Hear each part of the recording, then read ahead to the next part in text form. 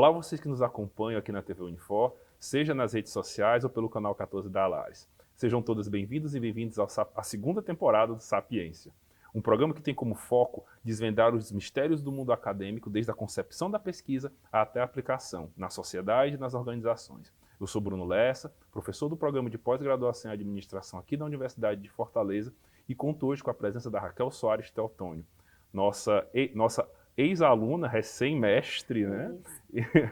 E é um prazer tê-la aqui. Raquel, eu conheço a tua trajetória, inclusive fui eu que orientei o mestrado da Raquel, e eu queria pedir, na verdade, para que você se apresentasse. Ótimo. Primeiramente, muito obrigada pelo convite, professor Bruno. É uma honra estar aqui com vocês, compartilhando um pouco da minha trajetória profissional, né, e também acadêmica. Eu sou Raquel Soares, casada, mãe de uma criança linda chamada Gabriel. Tenho 33 anos, sou formada em administração pela Universidade Federal do Ceará, sou especialista em gestão pública pela Unicristo e agora mestra em administração pela Universidade de Fortaleza, pela Unifor. Então, começar a falar um pouquinho da minha trajetória profissional, né? Desde muito cedo eu comecei a trabalhar. Então, no início mesmo da faculdade, nos primeiros semestres, eu comecei a estagiar numa empresa familiar. Fiquei por um tempo mais nessa parte administrativa e financeira. Em seguida, eu virei estagiária de uma multinacional, né, de aerogeradores, localizada no PECEM. Se eu te interromper, vou te perguntar uma coisa. Por que administração? Por que administração? Eu acho que desde cedo sempre foi algo que eu tinha interesse, que eu tinha aptidão.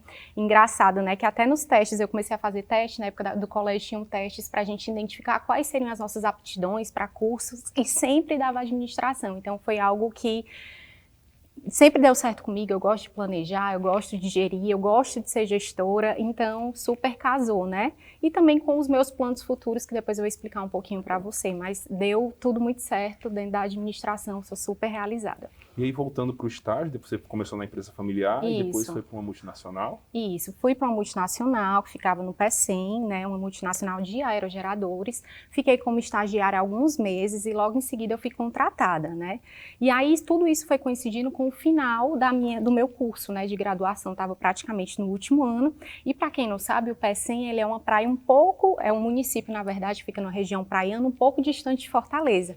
Então você imagina, né, eu tinha que acordar por volta de 5h30 da manhã para pegar rota, porque essas indústrias, essas empresas têm uma rota, né, pela cidade, pega o pessoal e leva para a empresa. Então eu tinha que estar numa rota 5h40 da manhã, trabalhava 8 horas por dia, tinha que retornar, né, para Fortaleza e ia direto para a faculdade. Então, assim, eram mais ou menos 2 horas de trânsito de ida, 2 horas de volta, 8 horas de trabalho e ainda cursando à noite a faculdade, que eu tive que trancar da manhã, na verdade, mudar o horário da manhã para a noite. Então, foi uma rotina bem puxada, né, que foi coincidindo com o final do meu curso. E aí foi quando eu tomei uma decisão, né, conversei com os meus pais e disse que estava pensando em sair do emprego, que o meu sonho era ser servidora pública. Eu queria participar do serviço público, né? Eu vi uma missão naquilo. E aí meus pais super acataram, né, a minha proposta, então praticamente o meu último ano foi de estudo, né? Eu comecei a estudar realmente de forma profissional para concurso público e também me dedicando para a minha monografia, né, que você tem que apresentar e defender. Então foi isso. Aí, logo em seguida, eu terminei meu curso em 2014.1, no primeiro semestre.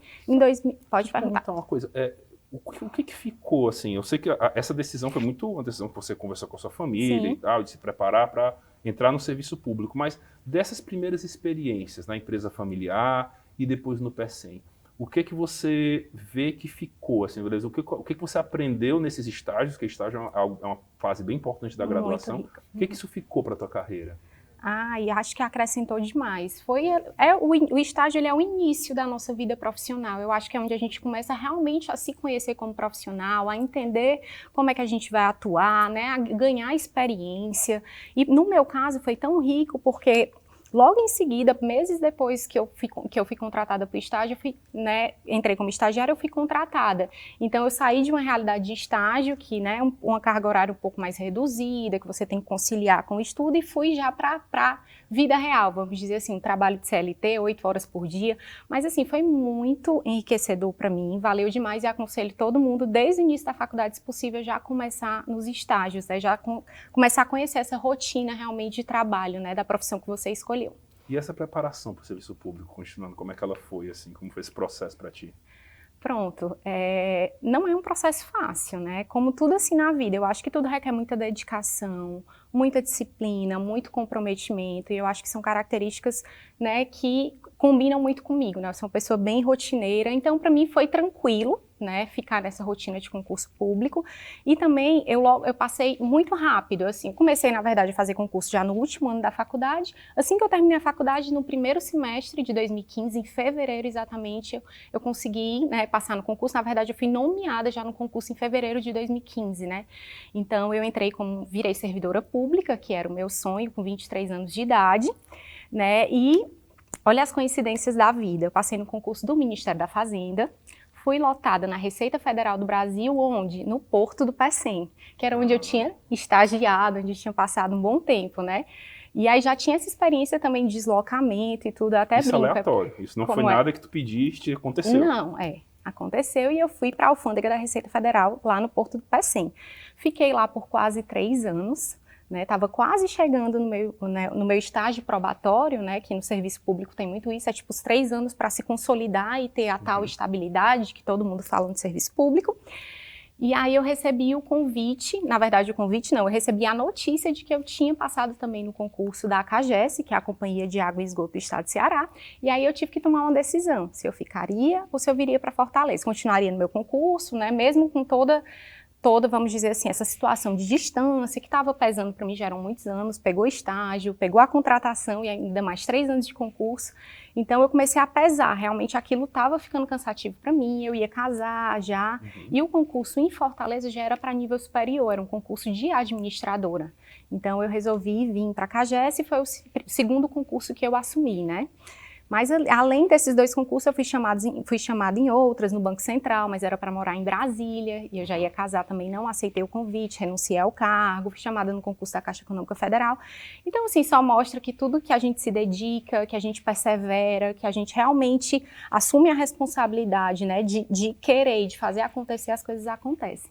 E como foi essa transição do ambiente, do mercado de trabalho, teve os 2 estágios, depois a contratação, tua entrada no serviço público, para surgir a especialização, que esse início ali da tua trajetória já um pouco mais acadêmica? Pronto, aí eu já estava, né, no meu segundo concurso, na CAGES, e aí a educação para mim é algo muito valioso, é muito importante, é um valor para mim, né? Então eu sou de uma família de educadores, minha mãe é educadora, minha tia é educadora, meu esposo, minha sogra, então a família inteira é do ramo da educação. Então eu sempre valorizei muito isso. E aí eu disse, não, tá na hora agora de eu focar na especialização, normalmente o caminho é esse, graduação, especialização, MBA, depois um mestrado ou um doutorado, né? Eu tinha esse caminho na minha cabeça. Comecei a especialização, que foi totalmente já focada na minha realidade, já de servidora, depois de empregada pública, e eu acho que foi uma decisão muito assertiva, né? Ganhei mais conhecimento, já é um nível maior do que a graduação, então contribuiu muito para mim a questão da especialização em gestão pública. E quais foram as diferenças que você notou do trabalho que você fazia no ambiente privado para quando você foi se tornar servidora pública e depois empregada pública? Porque é uma diferença que até para mim é um pouco opaca, eu não sei diferenciar o que é o servidor público para o empregado público. Explica um pouco para a gente. Pronto, vamos lá. O servidor público são pessoas que passam em concurso da administração direta, né? São pessoas que têm estabilidade, que têm um estatuto jurídico do órgão a seguir, né? Então, esse é o servidor público. Pela Receita Federal, ser um órgão da administração direta do Poder Executivo, eu era servidora pública. Então, tinha todo o estatuto, a questão da estabilidade, né? Que após 3 anos de concurso você ganha uma certa estabilidade, não pode mais ser demitido de forma arbitrária, né? Então, o foco do serviço público é esse, né? Quando eu fui para a CAGES, eu virei empregada pública, ou seja, eu sou CLT, né? Eu sou carteira assinada, tenho FGTS, enfim, tudo direitinho, tem uma certa estabilidade, não a mesma estabilidade de um servidor público. Mas vou ser bem sincera, Bruno, para mim acho que isso não é muito importante, né? No sentido de que eu gosto de trabalhar, eu sou uma pessoa muito dedicada, então nunca tive esse medo de, eu vou ser demitida, não vou ser demitida, né? Enfim, eu sempre foquei em dar o meu melhor, em fazer o meu trabalho da forma correta, então para mim eu não vejo, Raquel, né? Eu não vejo muita diferença entre ser servidora e empregada pública, na minha realidade. Então foram ambas experiências muito positivas. E voltando para a especialização, lá você foi feita em qual instituição mesmo? Não. E você estudou? Na Unicristos. Na Unicristos. E o que você estudou especificamente?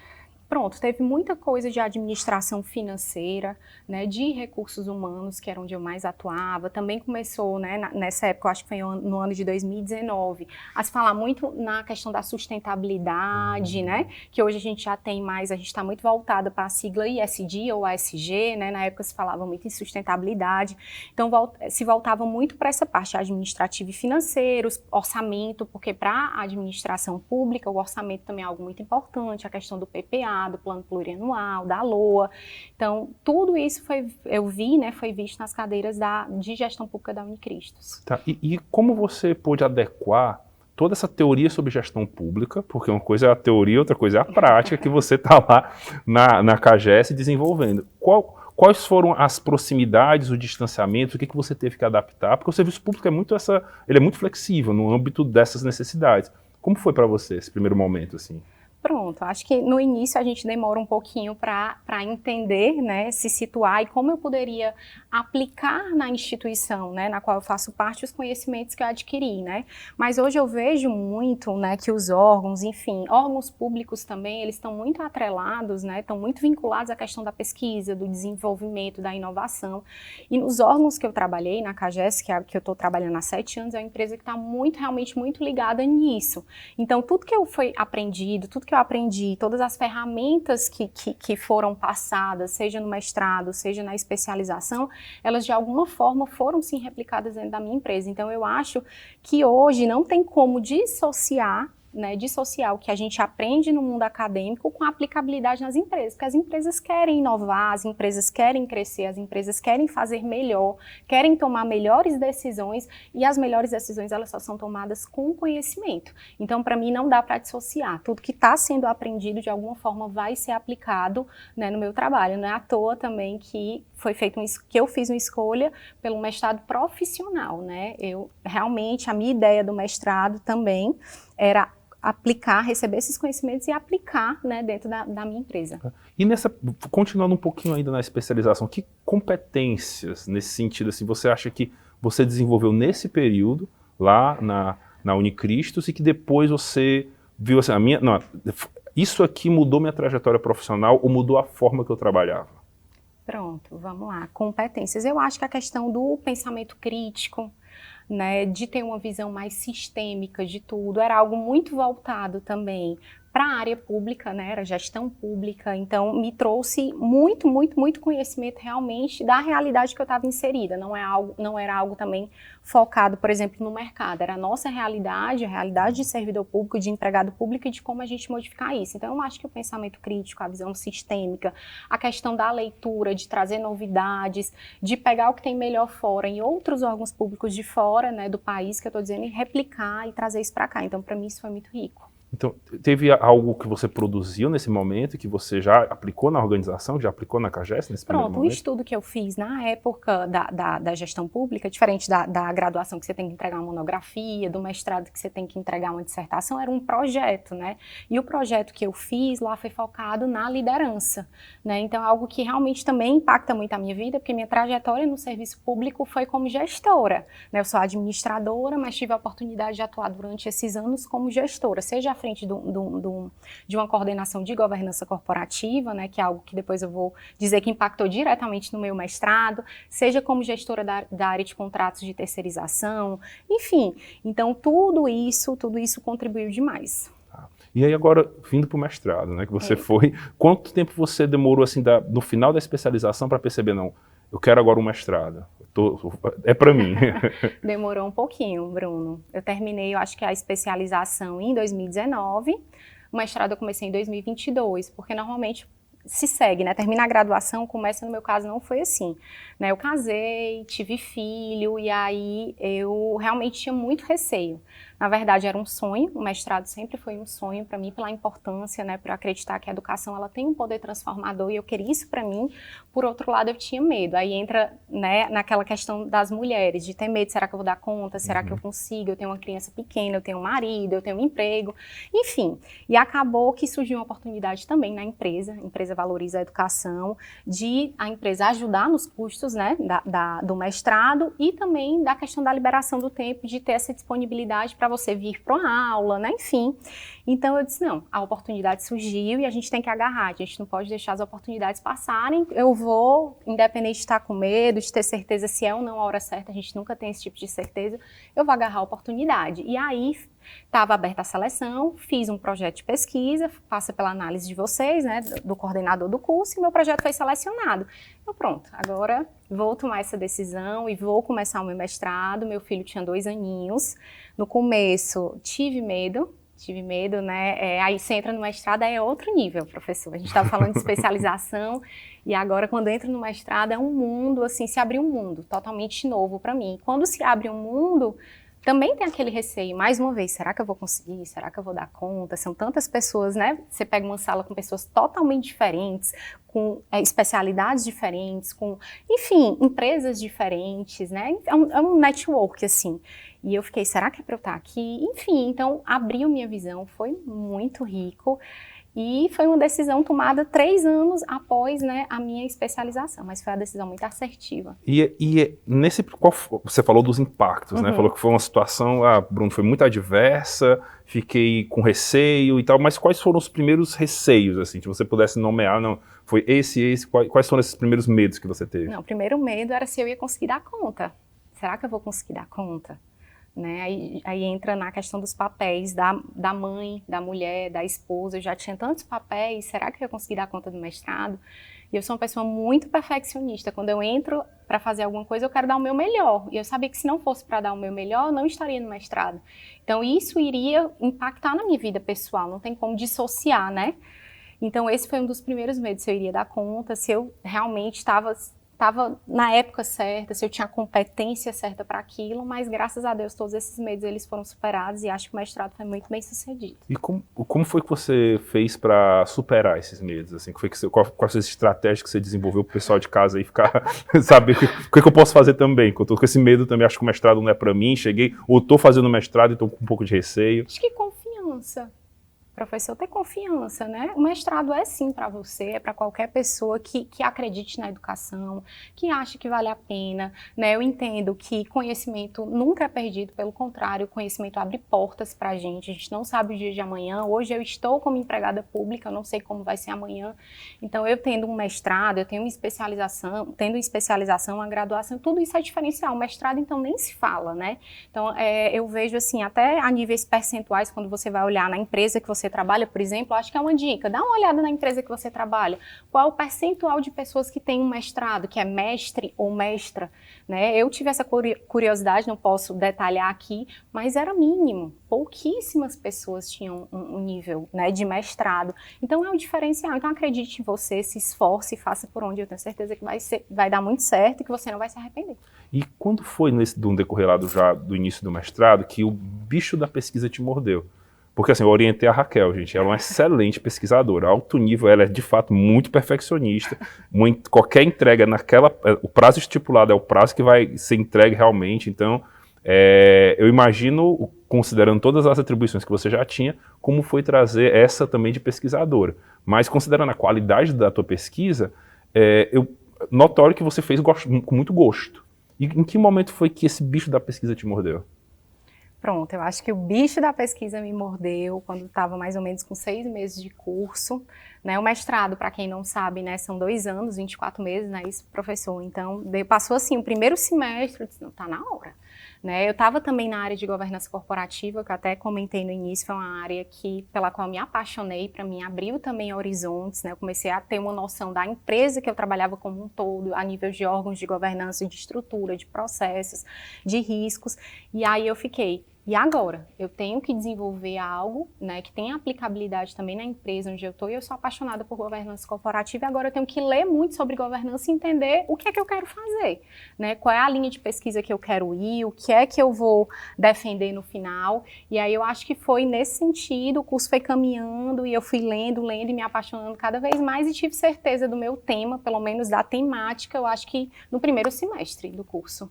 E explica um pouco para o pessoal de casa, que esse termo governança corporativa é meio, não que a gente costuma escutar como eu posso dizer, de manhã assistindo o jornal ou no café da manhã. Então, assim, o que seria governança corporativa de uma forma bem simples? Na verdade, pronto, governança corporativa, de acordo com o Código Brasileiro de Governança Corporativa, né, que é o Código Nacional do IBGC, Instituto Brasileiro de Governança Corporativa, governança ele é um sistema formado por órgãos, estruturas, normas, né, por meio da qual as empresas elas são criadas, geridas e monitoradas com foco sempre na geração de valor para os stakeholders. Então, a governança corporativa ela envolve diversos princípios, né? Integridade, sustentabilidade, responsabilidade ou accountability, transparência, integridade, enfim. Então, realmente toda grande empresa, né, ela tem que ter um sistema, uma cultura de governança que traga transparência, que traga integridade para as informações, para os dados que elas possuem, porque só assim elas vão gerar valor e, no caso, né, da empresa onde eu trabalho, que quer ter acesso ao mercado de capitais, né, quer receber recursos no mercado de capitais, tem que ter uma boa governança corporativa, tem que atender essas boas práticas preconizadas nesse Código Brasileiro. Tá. E indo agora para o teu tema, no tema da tua dissertação. E aí, em que momento você desenvolveu o tema e qual foi o seu tema? Pronto. Aí o tema, como eu disse para vocês, tinha que ser na área de governança corporativa, que era a temática que eu estava apaixonada. E aí tinha algo que realmente sempre me intrigava, me questionava, né? Eu trabalhava com tantas mulheres maravilhosas, com tantas mulheres competentes, capacitadas. E quando eu comecei a frequentar esses órgãos de alta gestão, quando a gente fala órgãos de alta gestão, board, né? A gente fala de diretoria executiva, de conselho de administração, conselho fiscal, comitês de auditoria. E eu ficava intrigada porque que tinha tão pouca representatividade feminina, né? Então, assim, isso era algo que realmente mexia comigo e eu comecei a ter a curiosidade de querer entender o porquê disso. E acho que também meu lugar de fala como mulher, como mãe, como, enfim, né, funcionário, eu queria entender por que não. Será que essas mulheres não estão nesses boards porque elas não querem? Né? Ou será que é porque, enfim, não tem oportunidade? Ou será que é porque elas têm medo? Então, a partir daí foi que eu comecei a pensar na temática, né, da minha dissertação. E explicando aqui um pouquinho para vocês, o tema ficou Mulheres no Poder, né, um estudo da diversidade de gênero nas companhias estaduais abertas de saneamento básico, né? Ou seja, a nossa pesquisa, eu digo nossa, né, porque o professor Bruno foi parte, muita parte, me orientou, enfim, é o nosso trabalho. Então, o objetivo do trabalho era realmente entender como é que estava a representatividade feminina, né?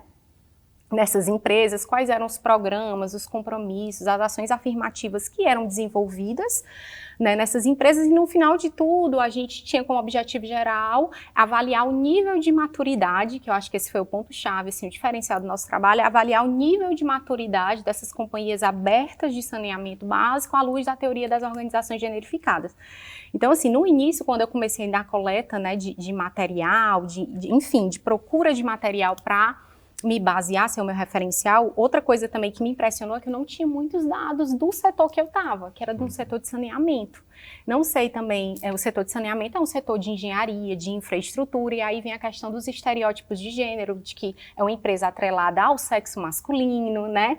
Então eu vi que não tinha muita coisa, né? Eu não tinha muita pesquisa nessas companhias. Aí foi aí que eu disse, não, a minha pesquisa vai ser nessa temática e vai ser com essas companhias, porque eu quero contribuir com isso, e eu quero, sim, quem sabe que o meu estudo não seja aplicado em outras companhias de saneamento, na minha própria companhia de saneamento, e aí foi isso, foi assim que eu decidi a temática. Então, só para explicar melhor para o pessoal de casa, você falou que a teoria das organizações generificadas. Isso. O que seria essa teoria? Pronto, foi uma teoria desenvolvida nos anos 90, né, por uma socióloga americana chamada Joanna Aker, que ela acabou definindo, né, estabelecendo que as organizações elas não são neutras em termos de gênero, né? Então as organizações elas são criadas, são concebidas, monitoradas, geridas por homens e tendem a refletir os interesses masculinos, né?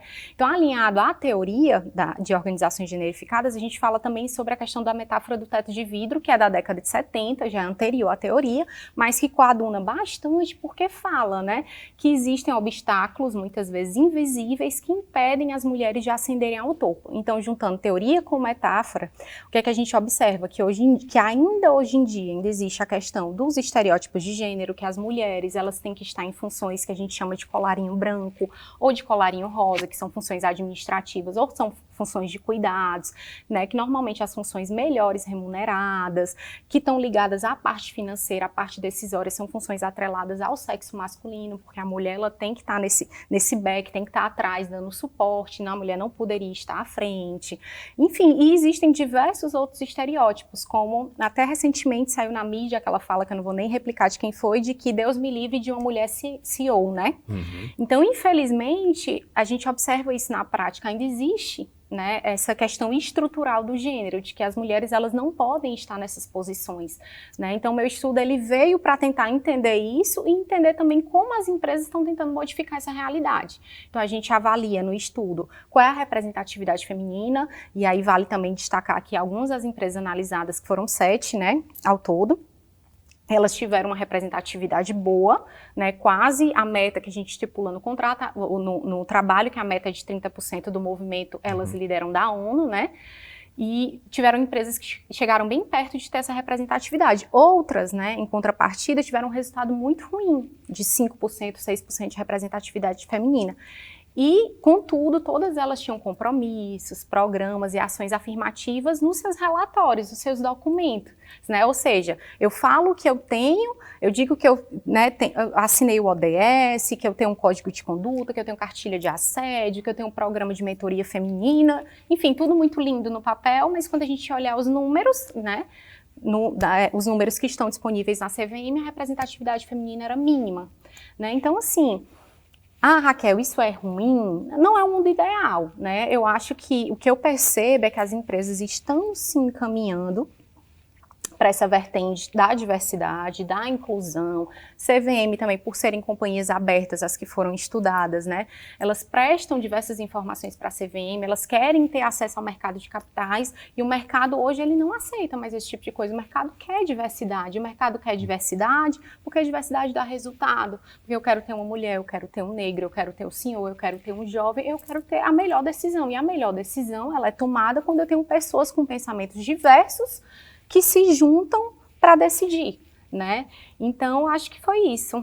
E você tocou num ponto que uma das novidades do teu trabalho no cenário acadêmico foi o fato dele avaliar níveis de maturidade. Isso. O que seriam esses níveis de maturidade? Pronto. Nível de maturidade, a gente estabelece uma escala, gera um indicador, e quanto maior, assim, o atendimento de práticas de diversidade, né, quanto mais eu atendo às práticas de diversidade, seria melhor o meu resultado, maior o meu indicador. Então, meu nível de maturidade seria maior.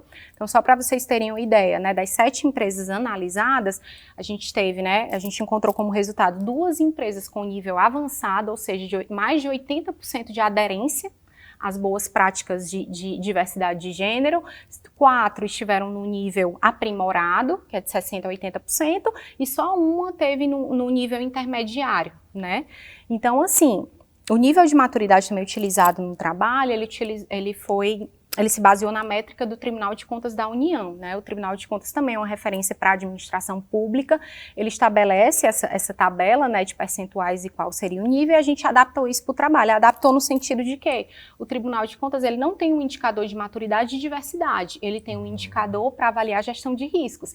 Então, eu aproveitei a ideia do indicador do Tribunal de Contas e repliquei para o meu trabalho, que seria a diversidade de gênero, que é algo que realmente ainda não existe, foi adaptado e eu acho que ficou bem bacana. Ficou, com certeza. E assim, se você pudesse destacar os principais achados da tua dissertação, não, isso aqui foi nesse processo que eu achei mais impressionante, no bom ou no mau sentido, e é aquilo que eu faço questão de destacar no meu trabalho, aquilo que eu vou sinalizar nos artigos, enfim, aquilo que mais chamou a tua atenção, aquilo que você pensa, não, isso aqui é que eu gostaria de divulgar para o público.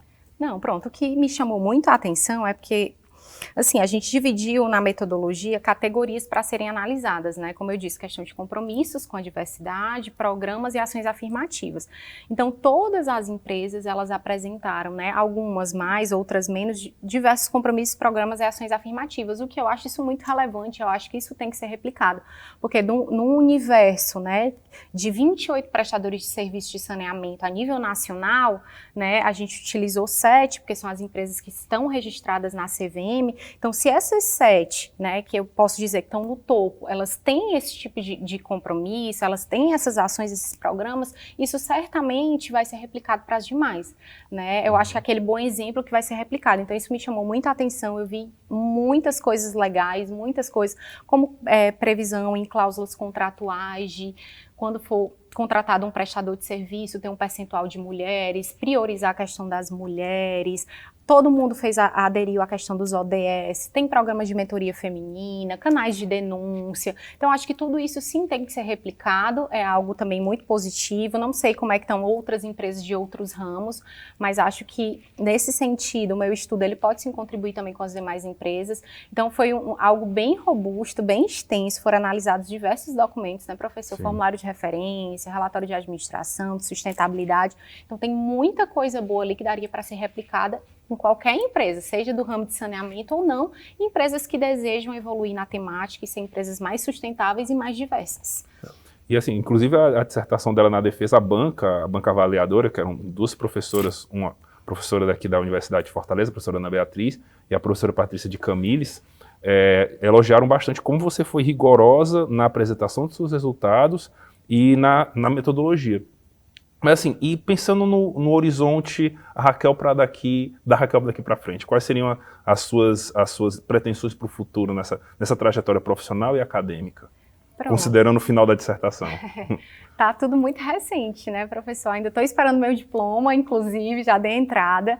Mas assim, o que eu pretendo agora é realmente apresentar esse trabalho a nível da companhia que eu estou, mostrar os resultados, o que eu encontrei, o que pode ser melhorado, né, e realmente aplicar isso na companhia e replicar nas demais que tiverem interesse.